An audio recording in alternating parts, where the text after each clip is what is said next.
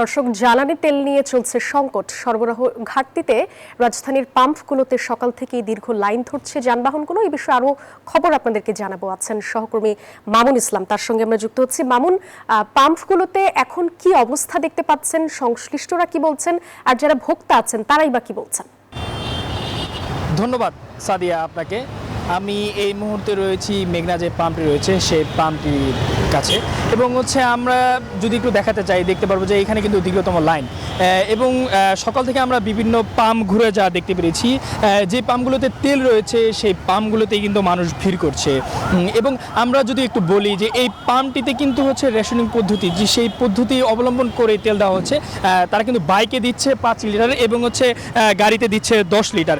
এবং আমরা অন্য পাম্প ঘুরে যা দেখতে পেরেছি সেই পাম্পগুলো কিন্তু 200-র বেশি সার্ভিস ও ফিচারে লেনদেনের সব বিকাশ অ্যাপে সম্ভব।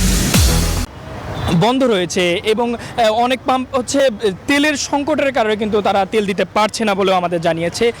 এবং আমরা কর্তৃপক্ষের সাথে কথা বলেও যা জানতে পেরেছি, তারা কিন্তু বলছিলেন যে ডিপো থেকে তারা পর্যাপ্ত তেল পাচ্ছে না, যার কারণেই এই সংকটে কিন্তু পড়ছে তারাও। এবং যে পাম্পগুলো এখন পর্যন্ত খোলা আছে সেই পাম্পগুলো কিন্তু বেশ বড় আমরা লাইন দেখতে পাচ্ছি সকাল থেকেই।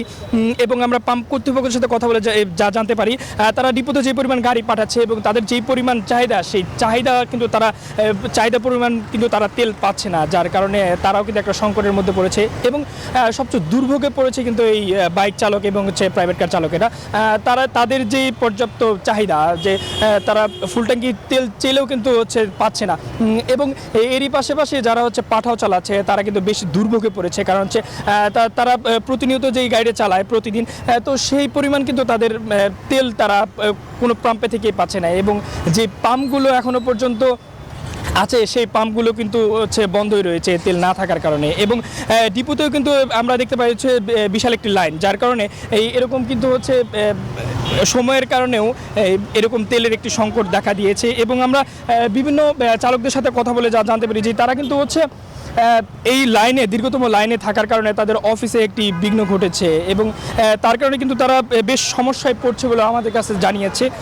এবং আমরা চালকদের সাথে আরও কথা বলে যা জানতে পারি, যে তারা কিন্তু বলছে যে এখনও পর্যাপ্ত তেল থাকার পরও কেন রেশনিং পদ্ধতিতে তেল দেওয়া হচ্ছে, এবং তাদের কিন্তু ঘন্টার পর ঘন্টা এই তেল নিতে সময় চলে যাচ্ছে। এবং তারা কিন্তু অফিস সময়ে এসে এবং সকাল থেকে এসে তারা দীর্ঘ লাইনে কিন্তু দাঁড়িয়ে আছে, এবং তেল কিন্তু তারা পর্যাপ্ত পাচ্ছে না, যার কারণে কিন্তু এই সংকট তাদের কাছে তৈরি হচ্ছে। এবং তাদেরও কিন্তু একটি কথা যে তেল পর্যাপ্ত থাকার পরেও কিন্তু তাদের তেল দেওয়া হচ্ছে না।